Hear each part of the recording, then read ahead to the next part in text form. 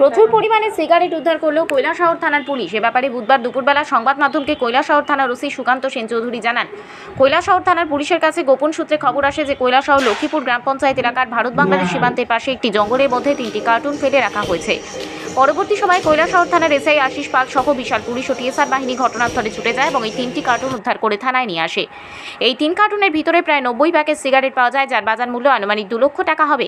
এই সিগারেটগুলি অবৈধভাবে সম্ভবত বাংলাদেশে পাচার করার উদ্দেশ্যে পাচারকারীরা নিয়ে এসেছিল, তবে এর পেছনে কারা জড়িত রয়েছে তা নিয়ে তদন্ত শুরু করেছে কৈলাসহর থানার পুলিশ।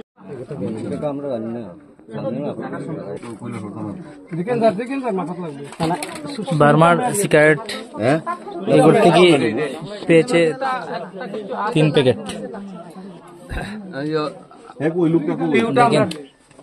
বার্মার সিগারেট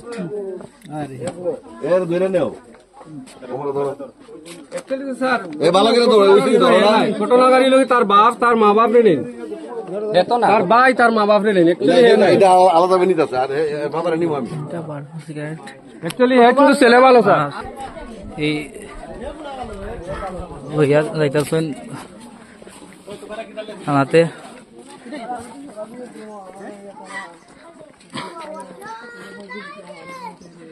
দেখেন সঙ্গে করে আরো 3টি ব্যাগ পেয়েছে সিগারেট এই করে।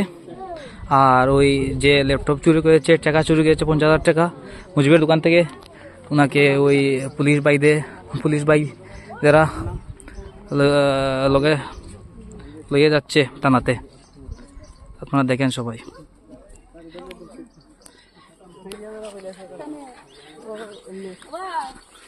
এই দেখেন আপনারা সরাসরি লাইভটি।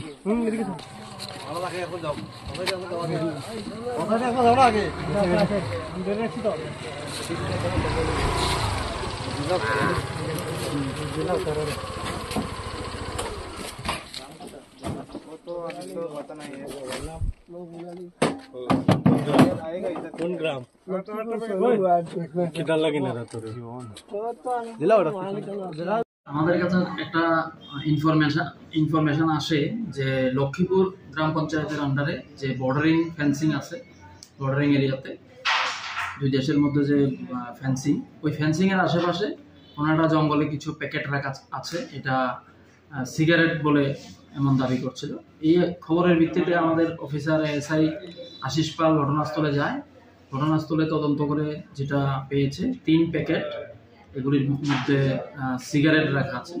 সিগারেটগুলি যতটুকু আমাদের ধারণা এগুলি বার্মিস সিগারেট বলেই পরিচিত। এগুলি বাংলাদেশে পাচার করার জন্য এখানে এনেছিল। কোনো অভিযুক্তকে গ্রেফতার হয়েছে? না, এই ব্যাপারে কোনো অভিযুক্ত এখনো আমরা বের করতে পারিনি। এই ব্যাপারে আমরা একটা এনকোয়ারি করছি। আনুমানিক বাজার মূল্য কত হতে পারে এগুলির? এখানে মোট 89-90 এমন প্যাকেট হবে, যার বাজার মূল্য আনুমানিক 2 লাখ টাকা। ঠিক আছে।